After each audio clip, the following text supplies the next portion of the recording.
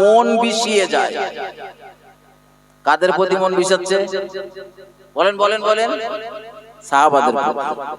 যে সাহাবাদের সম্পর্কে রাসূল বলেছেন আমার প্রত্যেকটা সাহাবা হলো আসমানের নক্ষত্র সদৃশ্য, তোমরা যার খুশি তার অনুসরণ করো, তোমাদের গন্তব্যস্থলটা জান্নাতের ভিতরে হবে। একটু মহব্বত করে বলুন সুবহানাল্লাহ। সুতরাং সেই সাহাবাদের সম্পর্কে মন্তব্য করতে গেলে একটু ভাবতে হবে। আমার দেশের কিছু ছেলে পিলে রয়েছে, কিচ্ছু বোঝে না, কিচ্ছু জানে না, তারা রাসূলের সাহাবাদের নিয়েও মন্তব্য করে, কিচ্ছু জানে না বলে। একটু আধা হয়তো বাংলা বইটই পড়েছে, তাই দিজা মনে করে যে ওর মতন পণ্ডিত মনে বসিরহাট হুজুরও ছিল না, এইরকম ভাব সামনে চলে।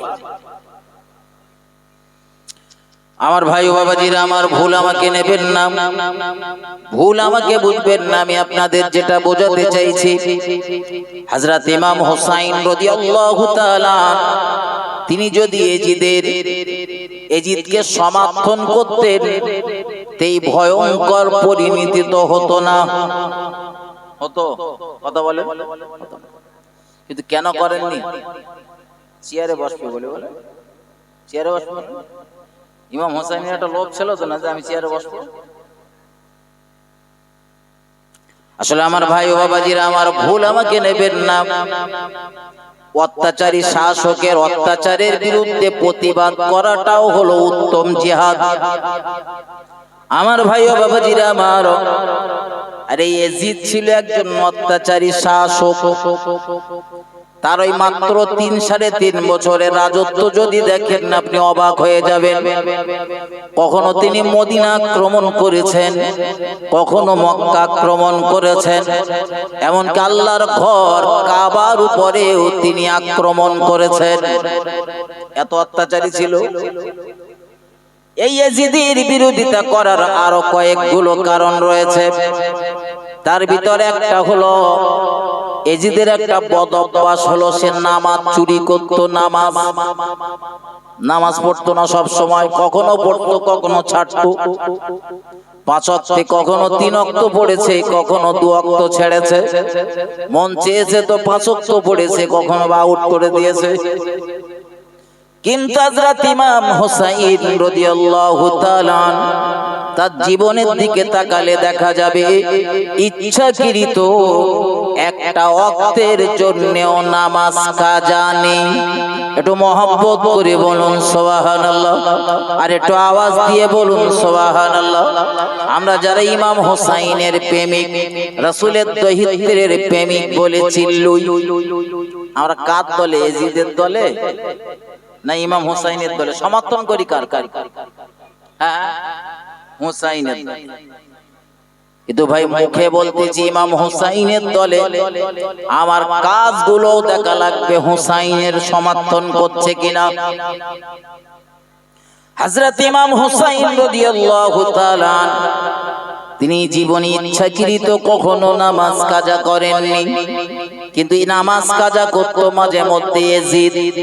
কার দলে পড়তেছি নিজে ভাবুন, আমি বলবো না। হযরত ইমাম হুসাইন রাদিয়াল্লাহু তাআলা জীবনে কখনো তিনি মদ পান করেননি, কিন্তু ইয়াজিদের বদ অভ্যাস ছিল মদ পান করার। আমি কোন দলে রয়েছে শুধু মুখে চিল্লুলি হবে না, আমি হুসাইনের প্রেমিক। আল্লাহ রাসূলের দহিত্র হযরত ইমাম হুসাইন রাদিয়াল্লাহু তাআলা তার জীবনের দিকে তাকান, জীবনে কোনদিন কোন পর নারীর দিকে ফিরে তাকায়নি। জিনা করা তো দূরের কথা, ফিরেও তাকায়নি। কিন্তু এই ইয়াজিদের বদ অভ্যাস ছিল, সে জিনা করত। শুধু নিজের স্ত্রীতে সে সন্তুষ্ট ছিল না। ও বাবাজি ভাইজানেরা, এরকম একজন শাসকের বিরুদ্ধে হযরত ইমাম হুসাইন তিনি প্রতিবাদ করেছিলেন। তার পিছনে আরো অনেকগুলো কারণ রয়েছে, কিন্তু আমি সবগুলো বলছি না, একটু সামনের দিকে চলুন। হযরত ইমাম হুসাইন রাদিয়াল্লাহু তাআলা আনহুকে যখন চিঠির পর চিঠি দিয়ে আমন্ত্রণ করা হচ্ছিল, আজকের মতো তো টেলিফোন বা মোবাইলের যুগ না যে হুজুর আসেন। আমি বাড়ি থেকে বার হবার পরে আপনাদের মিজানুল কয়েকবার ফোন করেছে, হুজুর কত দূর।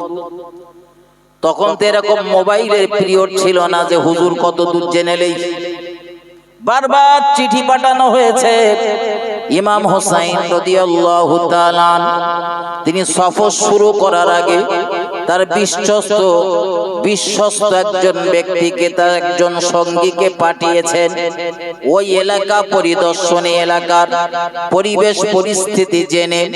তিনি যখন চিঠি পাঠিয়েছিলেন, হযরত ইমাম হুসাইন রাদিয়াল্লাহু তাআলা মাত্র ৭২ জন সঙ্গী সাথীকে নিয়ে বার হচ্ছিলেন। এর আগে তিনি মদিনা থেকে মক্কা এসেছেন, আজ তিনি মক্কা থেকে রওনা দিচ্ছেন। কিন্তু মক্কা থেকে যখন বেরিয়ে যাচ্ছিলেন, রাসূলের বেশ কিছু সাহাবা তাকে বাধা দিয়েছিলেন। ও রাসূলের প্রিয় নাতি, রাসূলের দহিত্র হযরত ইমাম হুসাইন রাদিয়াল্লাহু তাআলা, হুজুর আপনি আমাদের ছেড়ে যাবেন না, আমাদের ভয় হচ্ছে। কারণ আপনি যার বিরুদ্ধে মোকাবেলা করবেন বলে যাচ্ছেন, এরই কারণে আপনার ভাইকে হারাতে হয়েছে। এই ইয়াজিদের নেতৃত্বেই, ইয়াজিদের কারসাজিতেই বিষ প্রয়োগ করে হযরত হাসান রাদিয়াল্লাহু তাআলা আনহুকে শহীদ করে দেওয়া হয়েছিল।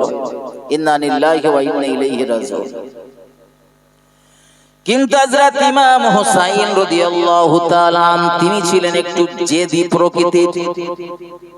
যেটা বলতেন সেটা করে দেখাতেন, তবে হকের জন্য ছিল জেদ, না হকের জন্য না, বাতিলের জন্য না।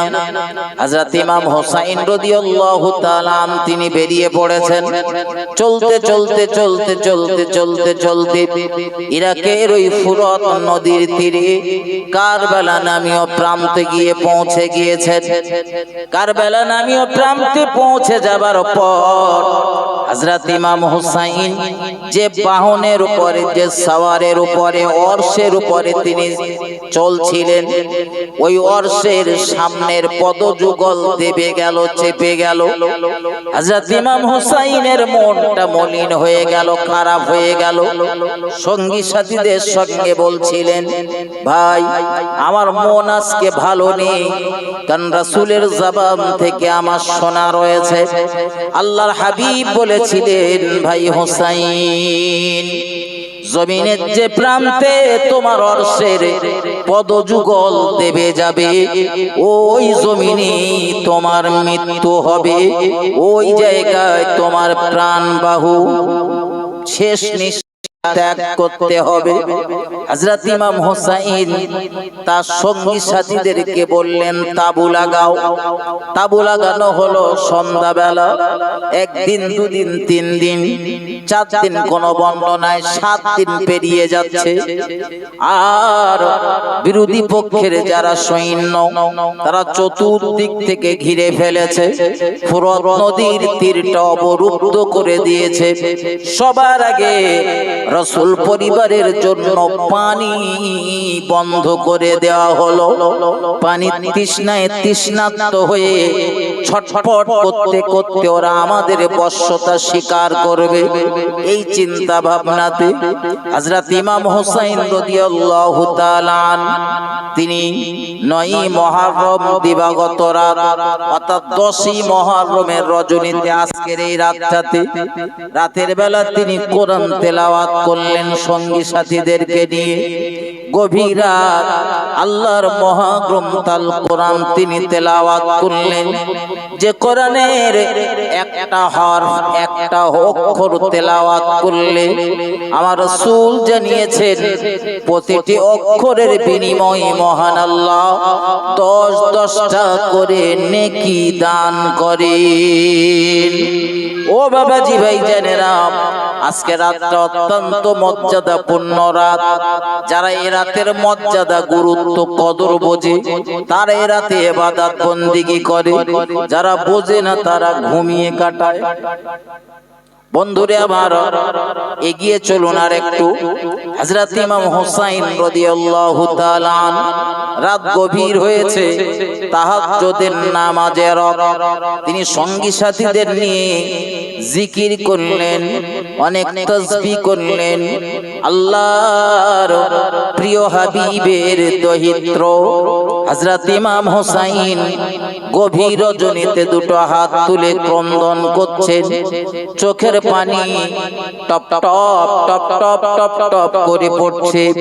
প্রিয় নবী জানিয়েছেন, আল্লাহর কোন বান্দা, কোন বান্দি যখন চোখের পানি সহকারে রবের দরবারে প্রার্থনা করেন, আমার আল্লাহ ওই বান্দা বান্দির চোখের পানি নাকের অর্ধেক আসার আগে তার দোয়া কবুল করে নেন। সারা রাত ধরে তিনি কোরআন তেলাওয়াত করলেন, কখনো জিকির করলেন, কখনো নামাজ আদায় করলেন, সারা রাত রোনাজারি করলেন, ক্রন্দন করলেন। ফজরের আজান হয়ে গেল। ফজরের আজান হয়ে যাবার পর ফজরের নামাজ আদায় করবেন। ও বন্ধুরে আমার, হযরত ইমাম হুসাইন রাদিয়াল্লাহু তাআলা তিনি যখন নামাজে দাঁড়াচ্ছিলেন, তার যে সঙ্গী সাথীরা ৭২ জন রয়েছে তারাও তো দাঁড়াচ্ছিল। বিরোধী দলের যে সমস্ত সৈন্যরা তারাও দাবি করলেন রাসূল পরিবারের দহিত্র হযরত ইমাম হুসাইন রাদিয়াল্লাহু তাআলা হুজুর একটুখানি অপেক্ষা করুন, একটুখানি দেরি করুন, আমরাও তো নামাজ পড়ব আপনার ইমামতিতে, আপনার পিছনে আমরা আজকে নামাজ আদায় করব। একটু মহব্বত করে বলুন, আর একটু আওয়াজ দিয়ে বলুন সুবহানাল্লাহ। এই যারা নামাজ পড়বে এরা কি মুসলমান না অন্য কিছু? মুসলমান না? কাফের আর মুসলমানের পার্থক্য হলো নামাজ। রাসূলের হাদিস, কাফের আর মুসলমানের পার্থক্য হলো নামাজ। কাফের নামাজ পড়ে না, মুসলমান নামাজ পড়ে। এখন ইমাম হুসাইনের পিছনে ওরা নামাজ পড়বে কারা বলেন দিন? বলেন বলেন বলেন। ওই ইমাম হুসাইনের যারা বিরোধী, তারা মানে এজিদের সৈন্য যারা, এক কথায় বুঝে নেন, নামাজ ওরা ইমাম হুসাইনের পিছনে পড়েছে। সালাম ফেরানোর পর ওরাই হযরত ইমাম হুসাইনকে জবাই করবে বলে, শহীদ করবে বলে উঠে ষড়যন্ত্র শুরু করে দিয়েছে, সাজগোজ শুরু করে দিয়েছে। হযরত ইমাম হুসাইন যখন দেখছে অবস্থা বেগতিক, এলাকার পরিবেশ পরিস্থিতি ভালো না, অন্য দিনের তুলনায় আজকে যেন একটু ভয়ঙ্কর পরিবেশ। দিনটা আশুরার দিন, মুহররমের 10 তারিখ। হযরত ইমাম হুসাইন তিনি পরিবেশটাকে শান্ত করার জন্য আল্লাহর কোরআন হাতে নিয়েছেন। মুসলমানরা আল্লাহর কোরআনের ইজ্জত করে না করে না? এটা সবাই মিলে এই কইরা কি হচ্ছে না? মুসলমানেরা আল্লাহর কোরআনের ইজ্জত করে না করে না? অনেক সময় আমরা দেখেছি অনেক মা, অনেক ভাই, অনেক বাবাজি কিছু একটা যদি সংগঠিত হয়, বাড়ি ঝগড়া ঝামেলা হলে, তখন বলে চল এই কোরআন মাথায় করব। বলে না বলে না? কোরআন মাথায় নেওয়া বা কোরআন শপথ করে এই কসম দেওয়া, এই কসমগুলো জায়েজ নয়। মুসলমানদের জন্য একটা কসম দেওয়া জায়েজ, সেই কসমটা হলো আল্লাহর কসম। না তো বাকি যত কসম আমরা দেই ওসব কসম আমাদের জন্য হারাম, দেওয়া জায়েজ না। ওই আব্বার কিরে, মার কিরে, ছেলের মাথায় হাত দেওয়া, মেয়ের মাথায় হাত দেওয়া, চোখ ছোঁয়া, নাভি ছোঁয়া, ওসব কসমের কোনো মূল্যই নেই। আর ও কসম দেওয়াও চলে না মুসলমানের। মুসলমানের কসম দিতে হলে একটাই কসম দিতে হবে, সেই কসমটা হলো আল্লাহর কসম। আর আল্লাহর কসম দিয়ে যদি আপনি ওয়াদা কসম ভঙ্গ করে ফেলেন তো আপনার তখন কাফারা আদায় করতে হবে। কাফারাটা কি সেটাও বলে দিচ্ছি। 10টা মিসকিনকে দুবেলা মধ্যম পন্থা অবলম্বন করে খাওয়াতে হবে। বা একটা দাস অথবা দাসীকে আজাদ করে দিতে হবে। এটাও যদি সম্ভব না হয় তো একাধারে 3 দিন পর পর রোজা রাখতে হবে। কত কসম দেবেন দেন, আর কসম ভঙ্গ করলে এই কাফারাগুলো আদায় করবেন। আর যদি আদায় না করেছেন তো হাসরের মাঠে হাসি বুড়ির কথা মনে পড়বে যে যা বলে এসেছিল সব তো ঠিকঠাক হচ্ছে, আজকে ব্যবস্থা সেদিন খুব কায়দা করেই হবে। আমার ভাই ও বাবাজিরা আমার, ভুল আমাকে নেবেন না, ভুল আমাকে বুঝবেন না। হযরত ইমাম হুসাইন রাদিয়াল্লাহু তাআলা আল্লাহর কোরআন হাতে নিয়েছেন এই কারণে যারা ঈমানদার তারা আল্লাহর কোরআনের সম্মান করে, ইজ্জত করে, আল্লাহর কোরআনকে বড় মহব্বত করে, ভালোবাসে। আমরা বহু মানুষকে দেখেছি হয়তো ভালোভাবে কোরআন তেলাওয়াত করতে পারে না, কিন্তু কোরআন যদি হাতে পায় কোরআনটা নিয়ে চুমু খেতে দেখেছি। এর কারণ হলো কোরআনের প্রতি তার ভালোবাসা, মহব্বত। ঠিক না? বল কথা বলে কোরআন পড়তে পারে না, অথচ কোরআন একবার একটু বুকি ছোঁয়াচ্ছে, একবার একটু মুখি ছোঁয়াচ্ছে, আর মনে তার একটা আশা যে আমি একটু পড়তে পারতাম। তা আমার একটা সুন্দর থিওরি রয়েছে, আমার দেশের 100 মেয়ে যদি থাকে মুসলিম ঘরে তো দেখবেন 95টা মেয়ে কোরআন পড়তে পারে। ঠিক না? বলেন কেন বলেন? ওই বিবাহের সময় ছেলের বাড়ির থেকে গিয়ে তো জিজ্ঞাসা করবে কচি কোরআন জানে, জিজ্ঞাসা করে না? আর জিজ্ঞাসা করার পরে আবার জিজ্ঞাসা করে ক পারা হয়েছে, ক খতম হয়েছে। খতম টতম বড় না, সেই শুদ্ধ ভাবে কোরআন তেলাওয়াত করতে পারলে ওই ইচ্ছা করলে 1000 কোরআন খতম করতে পারবে। তো এই মেয়েরা কোরআন শরীফ শেখে, আমার জ্ঞানে যেটা ধরা পড়েছে, এই বিয়ের সময় সব জিজ্ঞাসা করে কচির মা কচি কোরআন শরীফ পড়তে পারে কিনা। এই জন্য পাশে যদি আমার বিবাহ না হয়, এই জন্য মেয়ের বাপ মা বলেন আর মেয়ে বলেন খুব যত্ন করে কোরআন শরীফ শেখে। যদি নিয়মটা ঘুরিয়ে দেওয়া যেত, মেয়ের বাপ যদি ছেলের দেখতে গিয়ে একবার জিজ্ঞাসা করতো কচি তুমি কোরআন জানো, কোরআনটা জানো, পড়তে পারো? যদি পড়তে পারো তো কই সূরা ফাতিহাটা একটু শোনাও তো দেখি।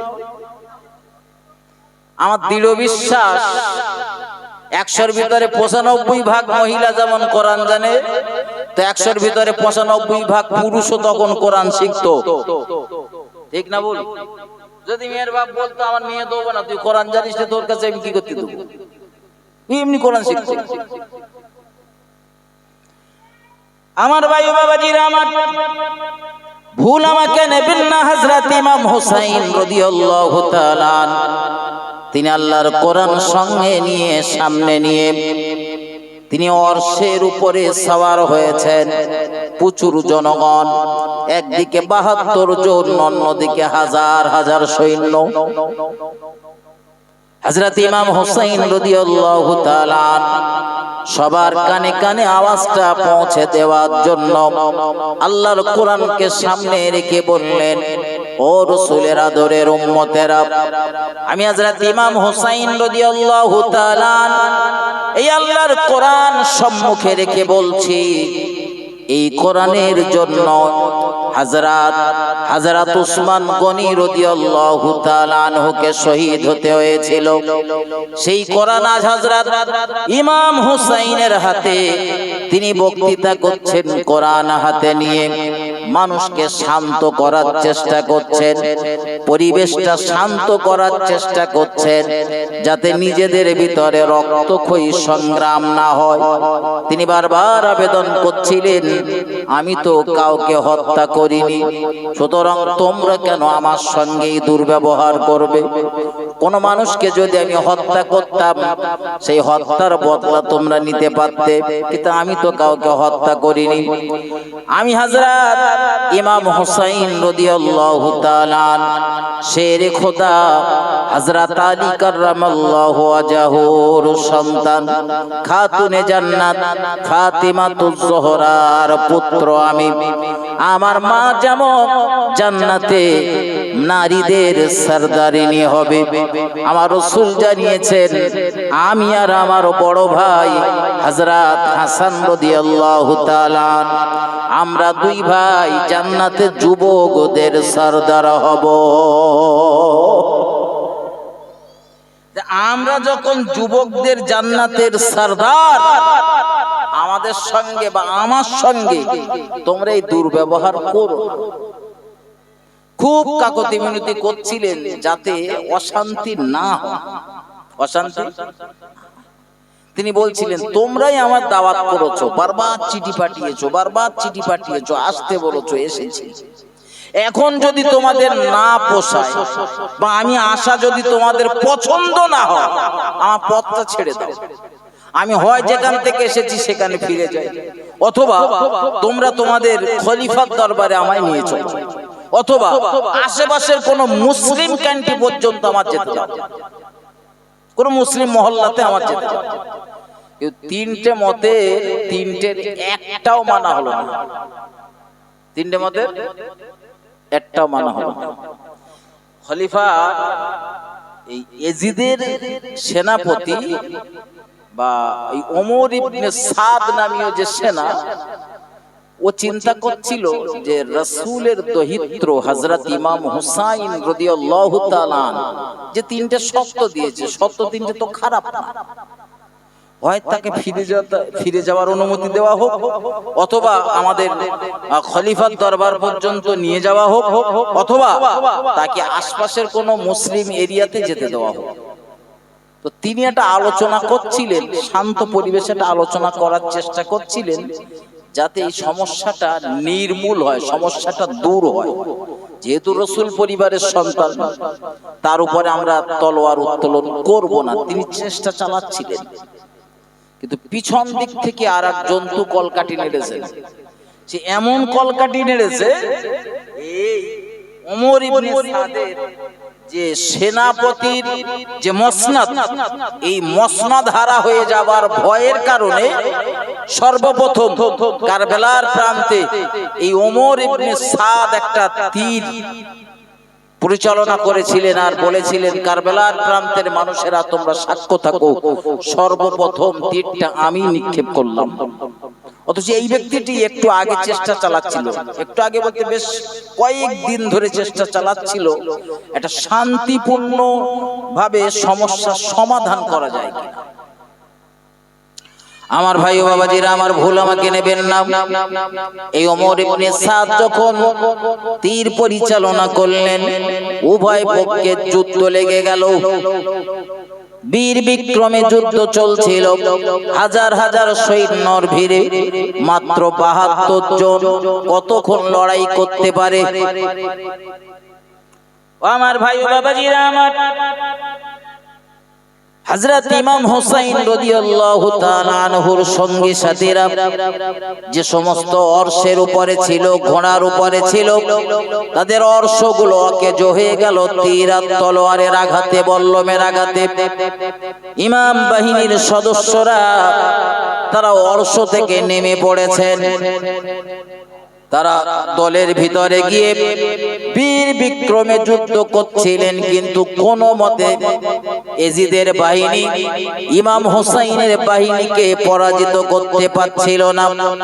বরং দেখা যাচ্ছিল হযরত ইমাম হুসাইনের বাহিনীর দাপটে মুহুর্মুহ ইয়াজিদ সৈন্যরা কচু কাটার মতো হচ্ছিল। কচু গাছ কাটা যেরকম, ওই রকম হচ্ছিল। প্রচুর পরিমাণে ইয়াজিদের সৈন্য মারা গেল।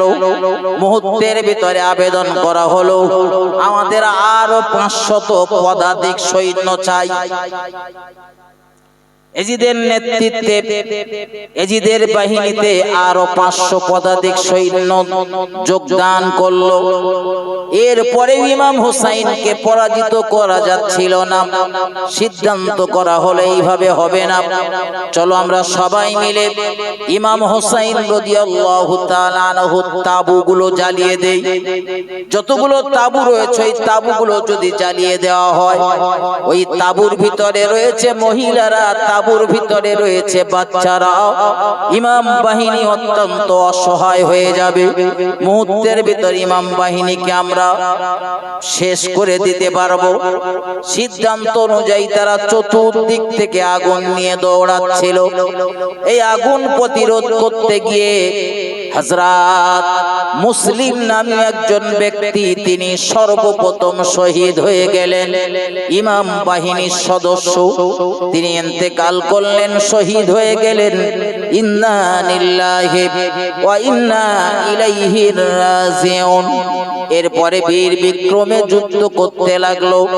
যুদ্ধ চলতে চলতে চলতে চলতে ইমাম হুসাইন রাদিয়াল্লাহু তাআলা আনহুর বাহিনীর যে 72 জন সঙ্গী সাথী একে একে শহীদ হতে হতে ময়দান পুরো ফাঁকা। হযরত ইমাম হুসাইন রাদিয়াল্লাহু তাআলা ময়দানে দাঁড়িয়ে রয়েছেন খোলা আকাশের নিচে। দিনটা ছিল শুক্রবারের দিন, আসরের নামাজের একটু আগে, জুমার নামাজের পরে। হযরত ইমাম হুসাইন রাদিয়াল্লাহু তাআলা তিনি যখন ময়দানে একদম একা দাঁড়িয়ে রয়েছেন, হযরত হাসান রাদিয়াল্লাহু তাআলা আনহুর পুত্র, ছেলেটার নাম হলো হযরত কাসেম রাদিয়াল্লাহু তাআলা। এই কাসেম নামী ওই ছেলেটি ছুটে চলে গিয়েছেন চাচা জানের কাছে, অর্থাৎ ইমাম হুসাইনের কাছে তাবুত থেকে বার হয়ে চাচার কাছে গিয়ে বললেন, চাচা জান, ও চাচা জান, আপনি আমায় অনুমতি দিন, আপনি আমায় বিদায় দিন। নবীর পরিবারের জন্য আমি একটু ফোরাতের তীরে পানি আনতে যাব। আজ কয়েকদিন হয়ে গেল নবীর পরিবারের সদস্যদের পানি পান করা হয় না। পানির তৃষ্ণায় তাঁবুর ভিতরের মহিলারা, বাচ্চারা ছটফট করছে।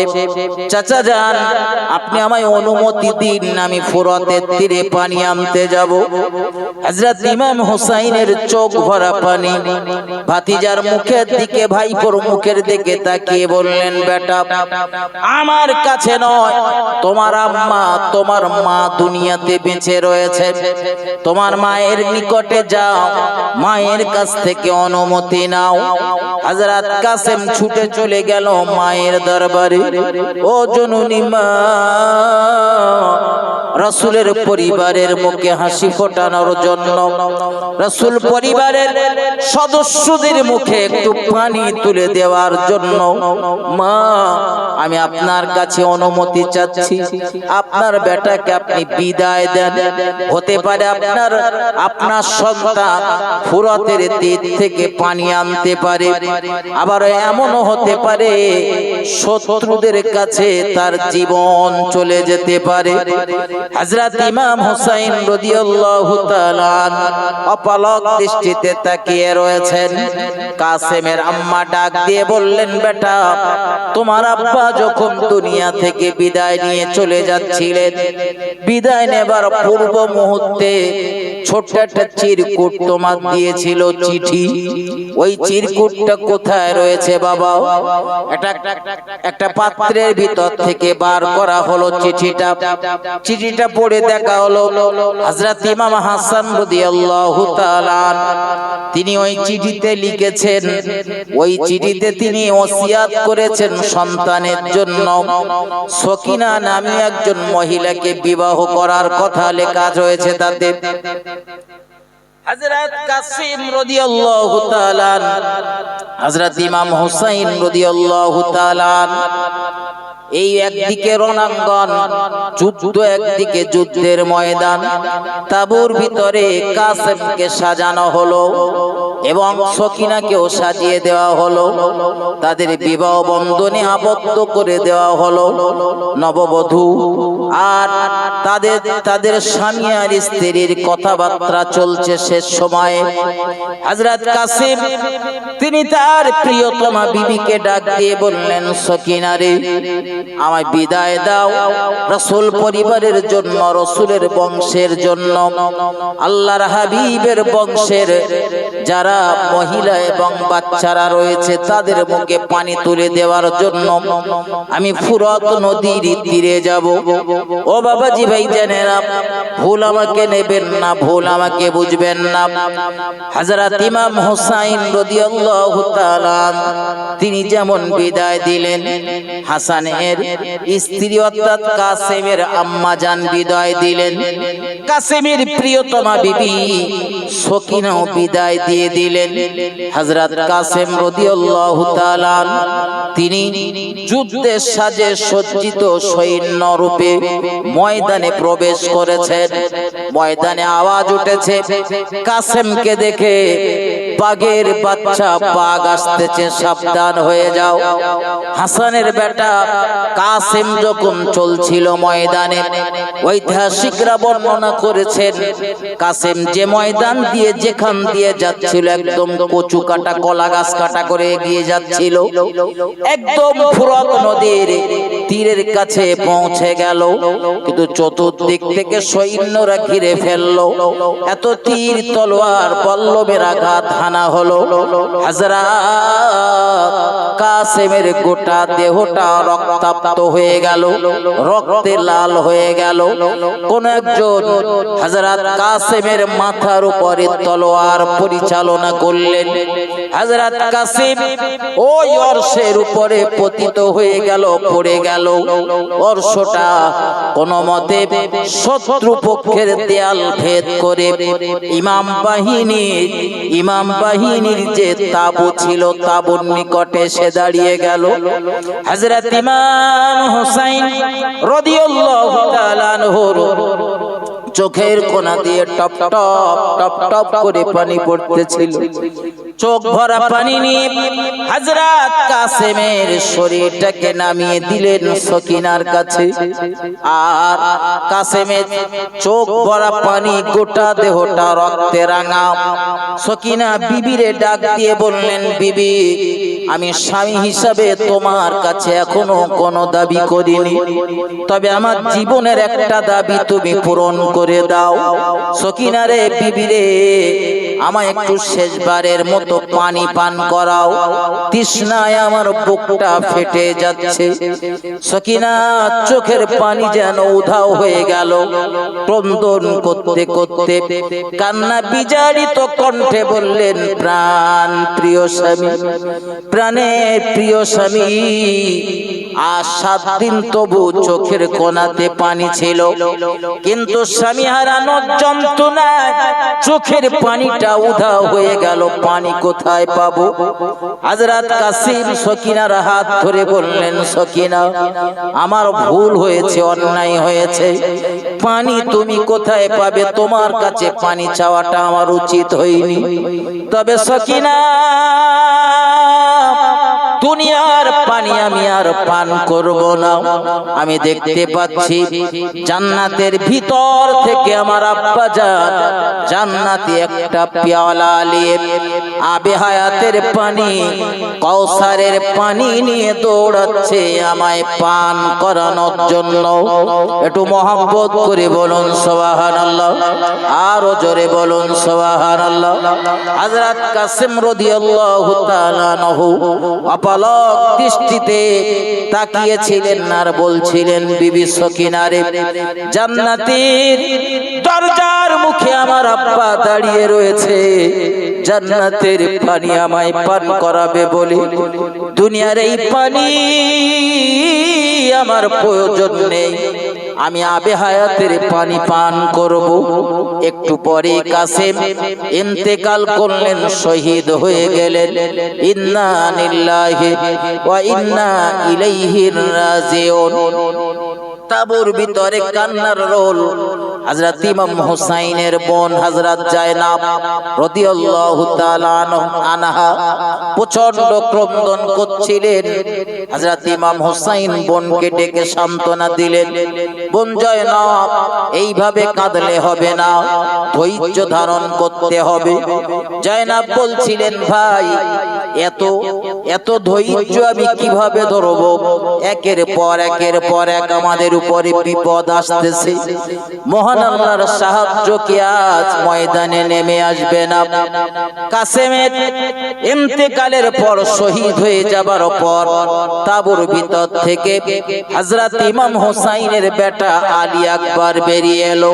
অল্প বয়স্ক ফুটফুটে একটা বাচ্চা ছুটে বেরিয়ে এলো, আব্বা যুদ্ধের সাজে আমায় সজ্জিত করে দাও।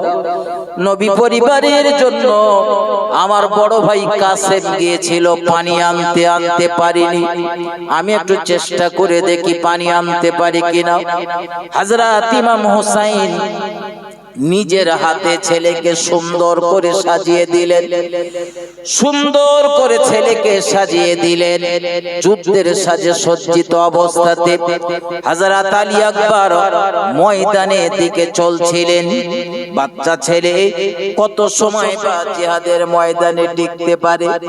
একের বিরুদ্ধে একাধিক সৈন্য বীর বিক্রমে যুদ্ধ করতে করতে হযরত আলী আকবর আহত হয়ে গেল। শত্রুদের ঘেরাটোপের ভিতরে যখন পড়ে গেল, তার দেহটা হযরত ইমাম হুসাইন রাদিয়াল্লাহু তাআলা কোনমতে শত্রুদের উপরে ঝাঁপিয়ে পড়ে হযরত আলী আকবরের দেহটা নিয়ে চলে আসতেছিলেন তাবুত দিকে। বর্ণনাকারী বলছিলেন, বর্ণনাকারীরা বর্ণনা করেছেন, এমন ভয়াবহ অবস্থা, হযরত আলী আকবরের দেহটা সুস্থ হালাতে আনতে ছিলেন না, কোন মতে টেনে হিসড়ে আনতেছিলেন তাবুর কাছে। আর আলী আকবরের দেহের পা অথবা হাত মাটির সাথে ঘেঁষড়ে যাচ্ছিল। তাবুর কাছে কান্নার রোল, সবাই যখন ক্রন্দনরত অবস্থাতে রয়েছে। ও বাবাজি ভাই জানেন, ভুল আমাকে নেবেন না, ভুল আমাকে বুঝবেন না। নবী পরিবারের আর একটা উজ্জ্বল বাতি হযরত আলী আকবর শহীদ হয়ে গেল। ইন্না লিল্লাহি ওয়া ইন্না ইলাইহি রাজিউন। মহব্বতে দরুদ আল্লাহুম্মা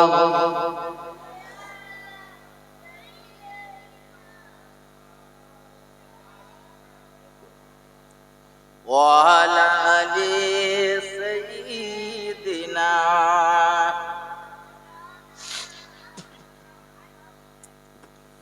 মা আমিনা। মুখ দেখিয়া বলে মুহাম্মদ,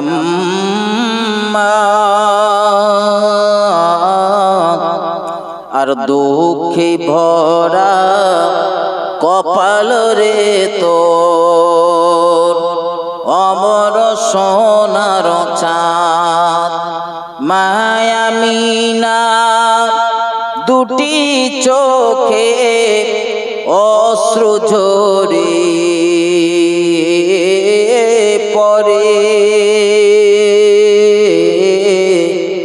আর বিশ্ব নবী এতিম হয়ে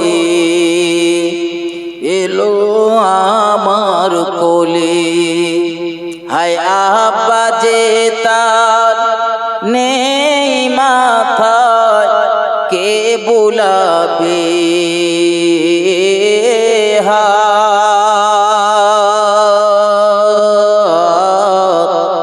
আর দুঃখে ভরা কপাল রে তোর, অমর সোনার চাঁদ। সবার সেরা নবী মোদের এলেন সবার পরে, আসিতের সময় কাঁপ লাগে, খালি গায়ে ঘরে খুরমা পানি খেয়ে নবী কাটা যায় কত রাত, আর দুঃখে ভরা কপাল রে তোর, অমর সোনার চাঁদ। আল্লাহুম্মা সাল্লি আলা সাইয়্যিদিনা মাওলানা ওয়া আলা আলি সাইয়্যিদিনা। আমার ভাই হযরত ইমাম হুসাইন রাদিয়াল্লাহু তাআলা আনহু, তার দলে যত লোকজন ছিল, এই যে ৭২ জন সঙ্গী সাথী, কিছু মহিলা কিছু বাচ্চা, একে একে একে একে সব শহীদ হয়ে যাচ্ছে। হযরত ইমাম হুসাইন রাদিয়াল্লাহু তাআলা আনহু ময়দানে একা দাঁড়িয়ে রয়েছেন। কাসেম বিদায় নিয়েছেন, আলী আকবর শহীদ হয়ে গিয়েছেন। তাবুর ভিতরে হযরত হাসানের বোন জায়নাব রাদিয়াল্লাহু তাআলা আনহা, তিনি আলী আকবর ইন্তেকাল করার পরে, আলী আকবর শহীদ হয়ে যাওয়ার পরে তাবুত থেকে শুধু বাইরে একবার এসেছেন। এত সুন্দর তার চেহারা, কিতাবের বর্ণনাকারী বলছেন যেন মনে হচ্ছে যে জায়নাব বাইরে আসার পরে তার রূপের ঝলকে কারবালার ময়দান আলোকিত হয়ে গেছে। তো হযরত ইমাম হুসাইন রাদিয়াল্লাহু তাআলা আনহু বোনকে ধরে বললেন, বোন আপনি তাঁবুর ভিতরে যান। ক্রন্দন করছেন, ভাইপোর জন্য, ঠিক আছে আপনি ভিতরে যান। হযরত ইমাম হুসাইন রাদিয়াল্লাহু তাআলা আনহু ময়দানে একা, তাঁবুতে কিছু মহিলা রয়েছে, কয়েকজন বাচ্চা রয়েছে, এই মাত্র সম্ভব। আর ওদিকে হাজার হাজার সৈন্য, কোন কোন বর্ণনাতে রয়েছে 22,000 সৈন্য। কতজন বলেছে বলেন দিন? তো সে 22,000 হোক বা হাজারেরও বেশি হোক, এই সৈন্যর বিরুদ্ধে হযরত ইমাম হুসাইন যুদ্ধ করছেন। সাহারা বানু ইমাম হুসাইনের যিনি স্ত্রী, তাঁবুর ভিতর থেকে ডাক দিয়েছেন স্বামীকে, স্বামী আপনার এই ছোট বেটা আলী আসগার প্রচন্ড কান্নাকাটি করছে, তার একটু পানির ব্যবস্থা হয় কিনা দেখেন। একদম ছোট বাচ্চা, দুধের শিশু, ছোট বাচ্চার উপরে চরম শত্রু হলেও তার উপরে রাগ থাকে না, ঠিক না ভুল কথা বলে? হয়তো আমার সাথে আপনার হয়তো একটু মনোমালিন্য আছে কোনো কারণবশত, তা আপনি আমার ভালো করে মুখ দেখেন না, আর আমি আপনার ভালো করে মুখ দেখি, কিন্তু আপনার একটা ছোট কচি রয়েছে, সে তো কোনো অন্যায় করেছে কি? হয়তো অনেকে না বোঝার কারণে ছোট ছোট কচিদের উপরে, বাচ্চাদের উপরে জুলুম করে ফেলে। ও তো নির্দোষ, ওর তো কোনো অন্যায় নেই। এই জুলুম করার কারণে হাসরের মাঠে তোমার সাজা পেতে হবে। এই ছোট বাচ্চা আলী আসগার, তাকে একটু পানি পান করানোর জন্য সাহারা বানু আবেদন করলেন তার প্রিয়তম স্বামীর কাছে। রাসূলের দহিত্র হযরত ইমাম হুসাইন রাদিয়াল্লাহু তাআলা আনহু, লোহা মানব, তিনি তাঁবুর বাইরে দাঁড়িয়েছেন, একদম কাকুতি মিনতি করে বিরোধী পক্ষের সৈন্যদের কাছে বলছেন, শোনো, আমার উপরে তোমাদের রাগ থাকতে পারে, ক্ষোভ থাকতে পারে, অভিমান থাকতে পারে, এই ছোট বাচ্চাটার উপরে তো কোনো রাগ নেই, একটুখানি পানির ব্যবস্থা করে দাও এই বাচ্চাটার জন্য। রাসূল পরিবারের একটা উজ্জ্বল বাত, আমার উপরে তোমাদের রাগ রয়েছে, যা খুশি তাই করো, বাচ্চাটার জন্য একটু পানির ব্যবস্থা করে দাও। পৃথিবীর সব পিতামাতা চায় তার জীবনের বিনিময়ে হলেও তার সন্তান সুস্থ থাকুক, ভালো থাকুক, চায় না কথা বলে? এমনি চার দোকানে চাষা যায়, 5 টাকার একটা চা খাবার ইচ্ছা হয়েছে, পকেটে 50 টাকা রয়েছে, তারপরেও চা খায় না, কৃপণতা করার জন্য। কিন্তু চাষার দেখা গেল ছেলেটা অসুস্থ, নার্সিং হোম থেকে বলে দিয়েছে 2 লাখ টাকা খরচা হবে। চাচা তখন আর কৃপণতা করে? কথা বলে করে করে তখন যদি 5 কাঠা জমি বিক্রি করতে হয় তাও করে দিয়ে ছেলের চিকিৎসা করে। এগুলো অনেক ছেলে বোঝে না যে বাপ মা আমাদের কতটা মহব্বত করে, এটা অনেক ছেলে মেয়ে বোঝে না। ও মনে করে আমি আকাশ থেকে পড়েছি, সেচের পানি খেয়েছি, আর এমনি এমনি এরকম মানুষ হয়ে গেছে। এই যে অনেক মা দুঃখ করে বলে, হুজুর ছেলে ততদিন ভালো ছিল যতদিন বিয়ে দেয়নি, বিয়ে দেওয়ার পরে ছেলে খারাপ হয়ে গেছে। তার মানে ওই পরের মেয়ের কথা শুনে শুনে বাপেরও খাতি দেয় না, মারও খাতি দেয় না। মা যদি কোনোদিন 10 টাকা চায় তখন হেই হুই করে, বাপ যদি 10 টাকা চায় তখন হেই হুই করে। আছে না নেই? কথা বলে। আপনাদের ফুলবাড়ি বা এই এলাকায় হয়তো নেই, এ দেশের ছেলেপিলেরা ভালো, আলহামদুলিল্লাহ, ভালো হওয়াটাই ভালো। বাপ মার সঙ্গে দুর্ব্যবহার করবেন না, বাপ মার সঙ্গে খারাপ আচরণ করবেন না। পৃথিবীর সব বাপ মাই চায় তার সন্তান সুখে থাক, তার সন্তান ভালো হোক, ভালো থাক, সবাই চায়। তাতে যদি নিজের একটু কষ্ট হয় সে কষ্ট স্বীকার করে নেয়, শত কষ্ট স্বীকার করে তার সন্তানের মুখে হাসি দেখতে চায়। সেই বাপ মার মনে কষ্ট দিয়ে তুমি খুব লাভবান হতে পারবে না, বরং তোমার ক্ষতি ছাড়া আমি কোনো লাভ দেখতে পাচ্ছি না। কারণ রাসূল বলেছেন হাদিস শরীফ, প্রিয় নবী বলেছেন, সন্তানের জন্য পিতামাতার দোয়া মহান আল্লাহ শাহী দরবারে সরাসরি কবুল হয়। একটু মহব্বত করে বলুন সুবহানাল্লাহ। আমি বলো ভাড়াটা হুজুর, আমি ভাড়াটা হুজুর, ভাড়া করে নিতে ভাড়াটা হুজুর, আর টাকা বেশি দিলি হয়তো একটু ভালো করে কাজ করে দোয়া করার সময়। টাকা যদি কম দেয় সেই বেলেঘাটা, তার থেকে ভেতর থেকে এইছি আমার ভাড়ার গাড়ি, আর এরা যা পয়সা দিচ্ছে এই হাল, দোয়া তখন হয়তো ওজন হবে না, দোয়া ওজন হবে। কিন্তু বাপ মার জন্য একটা লজেন কিনে এলে দেখবেন বেশি কিছু লাগবে না, 1 টাকা দামে একটা লজেন আপনি বাজারে খেয়েছেন, আর একটা বাপ আর মা বেঁচে রয়েছে, দুজনের জন্য দূরে যাবে। বাপের হাতে একটা দেবেন আর মার হাতে একটা দেবেন। রাগ করবে নাকি বলেন? মারবে নাকি কিছু বলে না? মারবে? বলবেন দেওয়ার সময় বলবেন, মা আমি না দোকানে এই লজেন খাচ্ছিলাম, তা খেতে না খুব ভালো লেগেছে, না মার জন্য এটা নিয়ে যাই, খেয়ে দেখেন মা খুব ভালো লাগবে। 1 টাকার লজেন দিয়ে দেখবেন মার মন তৃপ্তিতে ভরে যাবে। দুর্ভাগ্য আমরা মা বাপের মন তৃপ্তিতে ভরাতে পারি না। সবার আগে হক বল ওদের, কিন্তু হক আগে অন্য জায়গায় পূরণ করে এসে শেষে বাপ মার হক ফাঁকা হয় না? হয় না? রাগ হচ্ছে নাকি আপনাদের? রাগ হচ্ছে? রাগ হলেও কিছু করার নেই, যেটা সত্য সেটা সত্য। এই যে রমজান চলে গেল, ঈদুল আজহা চলে গেল, ঈদের সময় কি করেছেন অধিকাংশ ব্যক্তি, সবাই না, অধিকাংশ ব্যক্তি শ্বশুর বাড়ি 5,000 টাকা 10,000 টাকা জামা কাপড় কিনে দিয়ে এসেছে, নিজের বিবিটা দিয়েছে, ছেলে পিলে গুলো দিয়েছে। মার বেলা একটা শাড়ি জুটলো না, বাপের বেলা একটা লুঙ্গিও জুটলো না, তখন আর নেই, তখন আর নেই। অর্থাৎ প্রয়োজন ছিল হাসিবুর তোমার জামা কাপড় কেনার আগে তোমার বাপ আর মারটা কিনে দেবো,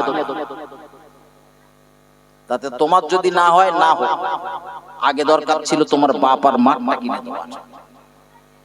যত যত তাড়াতাড়ি বুঝবেন এটা, তত তাড়াতাড়ি আপনার সংসারে আল্লাহর রহমত এইভাবে ঘিরে ধরবে, একদম এইভাবে। যত তাড়াতাড়ি বুঝবেন ঈদের খুশি মানাচ্ছেন আলহামদুলিল্লাহ, এই 50,000 30,000 20,000 টাকার কেনাকাটা করেছেন, বাপ আর মা দুজনের জন্য 500 1000 টাকার কেনাকাটা করলে আপনার সব শেষ হয়ে যেত। একবার ভেবে দেখেন ওই বাপ মার কি মেহনত রয়েছে আপনার জন্য। আমার ভাই ও বাবাজিরা, আমার আলোচনা আমার এখানে নয়, ফিরে যাব।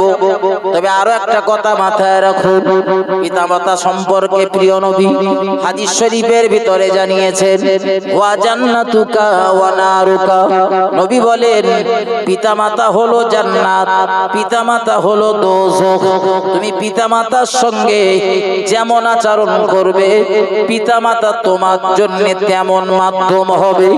বাপ মা যদি খেতে পড়তে দিতে পারো, তোমার সাধ্য অনুযায়ী যদি তাদের চিকিৎসার ব্যবস্থা করে দিতে পারো, তাদের বস্ত্রের ব্যবস্থা করে দিতে পারো, তাদের যখন যেটা প্রয়োজন তাদের প্রয়োজনটা যদি মিটিয়ে দিতে পারো, ওই বাপ মা তোমার জন্য হবে জান্নাতের মাধ্যম।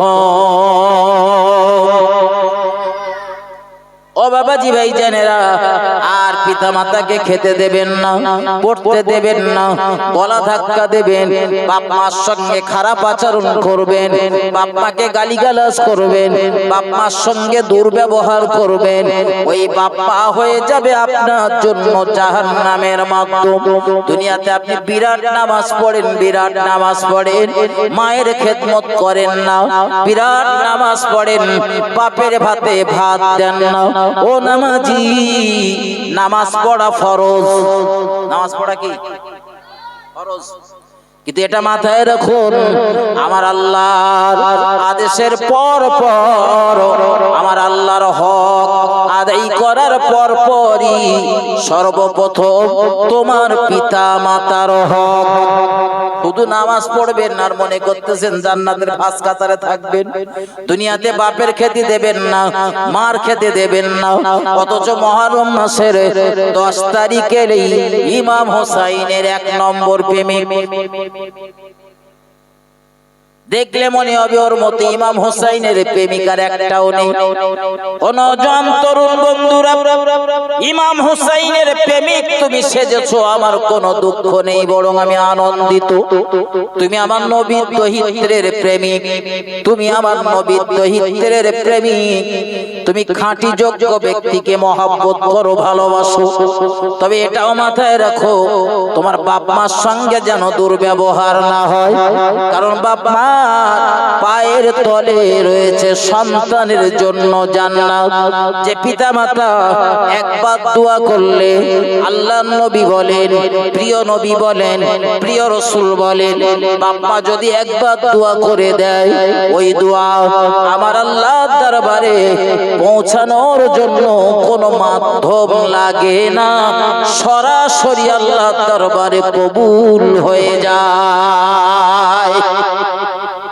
আমি ভাড়াটে হুজুর, আমার দোয়া কবুল হতেও পারে নাও পারে, 50-50। আমি হুজুর বলে যে বলবো আমার মাল ভালো মাল তা না, যেটা সত্য সেটা সত্য, আমার দোয়া কবুল হতেও পারে নাও পারে, শুধু আমার না, দুনিয়া সব হুজুরের, দুনিয়াতে যত হুজুর রয়েছে সব হুজুরের দোয়া কবুল হতেও পারে নাও পারে, কিন্তু পিতামাতা এমন হুজুর, আমার নবী বলেছেন পিতামাতার দোয়া মাঝখানে কোনো মাধ্যম লাগে না, কোনো ফারিস্তার প্রয়োজন হয় না, বাপ মা দোয়া করে আর আমার আল্লাহ সরাসরি কবুল করে। নওজোয়ান তরুণেরা, আমি বোঝাতে চাচ্ছিলাম, দুনিয়া সব বাপ মা চায় তার সন্তান ভালো থাকুক, এমনকি নিজের জীবনের বিনিময়ে হলেও।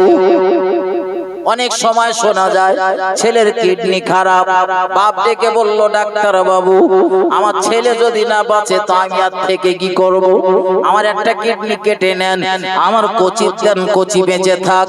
বন্ধুরে আমার, এজন্য হযরত ইমাম হুসাইন রাদিয়াল্লাহু তাআলা কারবালার প্রান্তে যে শত্রুদের বিরুদ্ধে তলোয়ার ধারণ করেছিলেন, অন্যায়ের প্রতিবাদ করছিলেন, সিংহের মতো গর্জন দিচ্ছিলেন, হযরত ইমাম হুসাইন তার তীর তলোয়ার সব নিচে ফেলে দিয়েছেন, ছোট বাচ্চা আলী আসগারকে কোলের উপরে তুলে নিয়েছেন সন্তানের মহব্বত। শত্রুপক্ষের সৈন্য দলবলদের ডেকে বললেন খুব করুণ স্বরে, আমার উপরে তোমাদের রাগ ক্ষোভ অভিমান থাকতে পারে, কিন্তু এই বাচ্চাটার উপরে তো তোমাদের কোনো রাগ ক্ষোভ অভিমান নেই, তোমরা এই বাচ্চাটার প্রতি একটু দয়া করো, একটু পানির ব্যবস্থা করে দাও।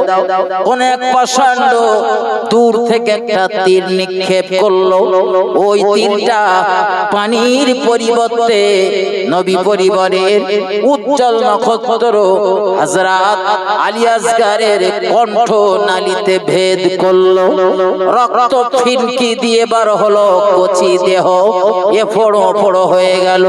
ইন্না লিল্লাহি ওয়া ইন্না ইন্না ইলাইহি রাজিউন।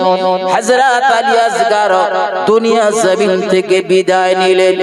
হযরত ইমাম হুসাইনের চোখের কোনা দিয়ে টপ টপ টপ টপ করে পানি পড়ছে। সন্তানের লাশ সব থেকে ভারী লাশ পিতার কাছে, মাতার কাছে সব থেকে ভারী লাশ সন্তানের লাশ। হযরত ইমাম হুসাইন একটু আগেই তার আলী আকবরকে তাঁবুর পাশে শুইয়ে দিয়েছেন, আবার এখন আলী আসগরকে সাহারা বানুর হাতে তুলে দিচ্ছেন আর বলছেন, সাহারা বানু, তোমার কলিজার টুকরাকে দুনিয়ার পানি পান করাতে পারিনি, তবে জান্নাতের পানি তাকে পান করিয়ে দিয়েছি।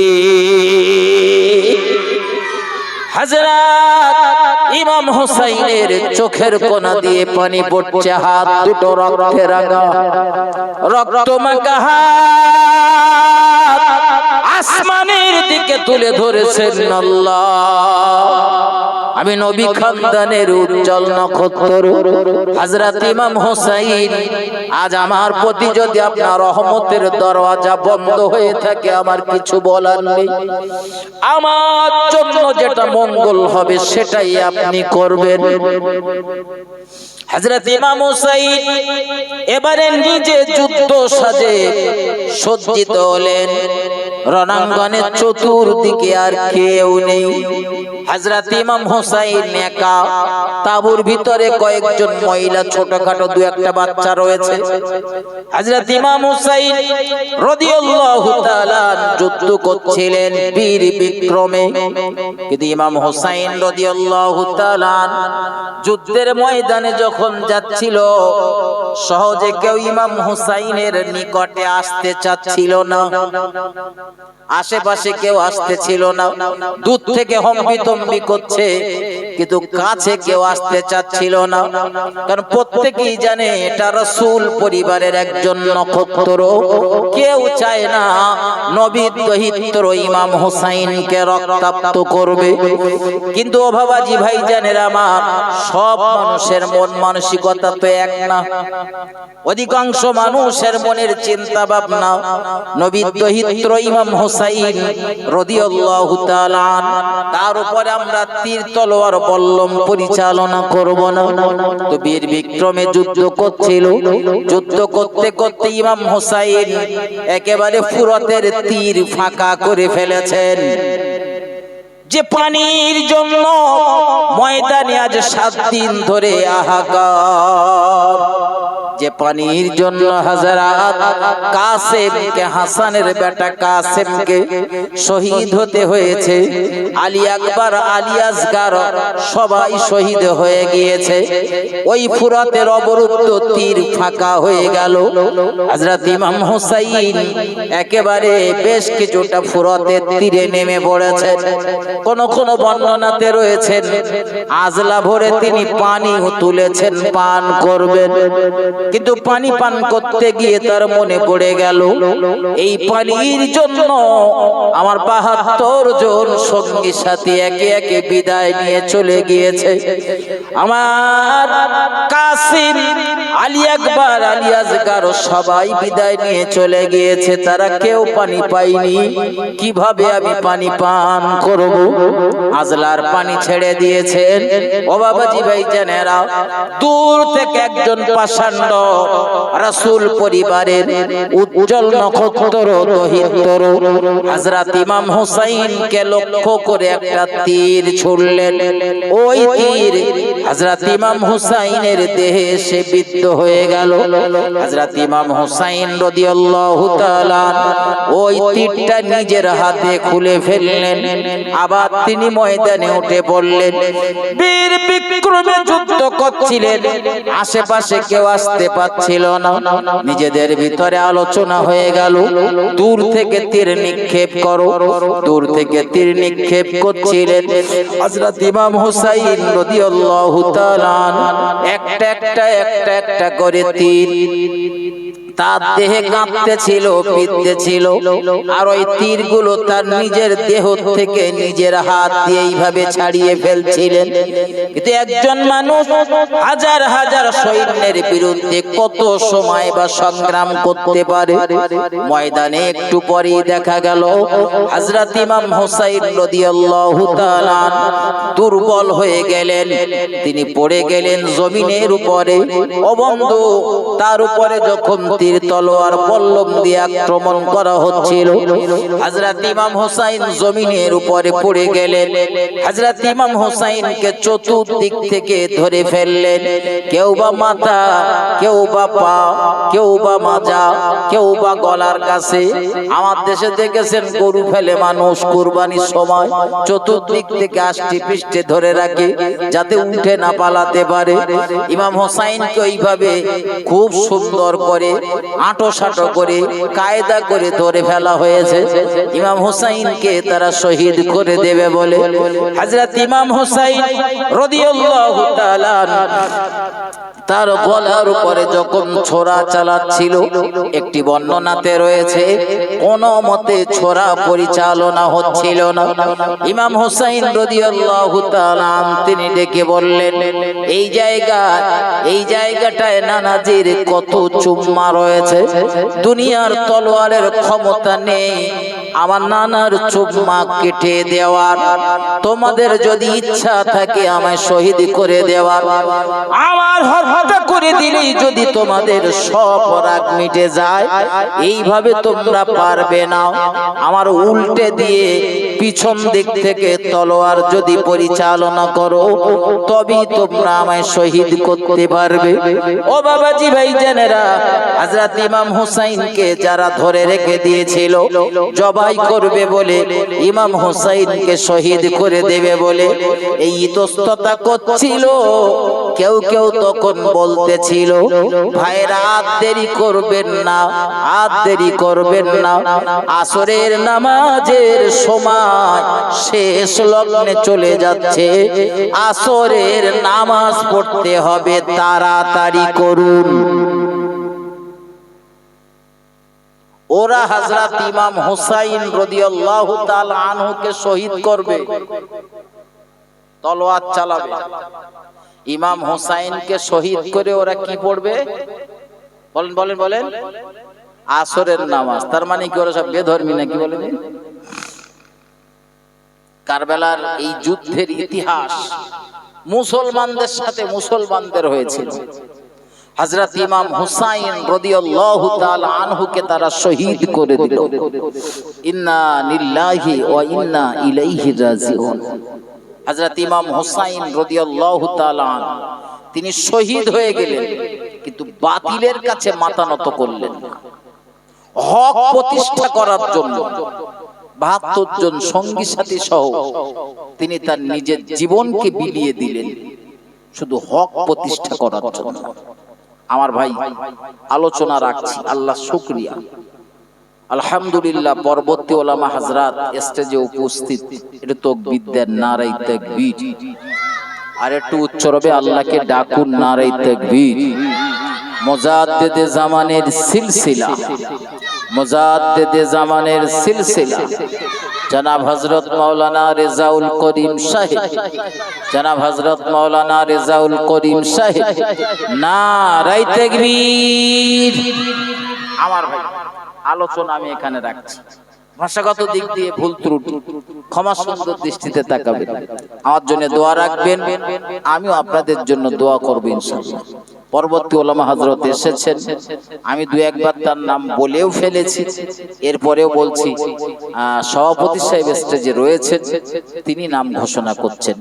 একটু ভক্তি ভরে দরুদ শরীফ আল্লাহুম্মা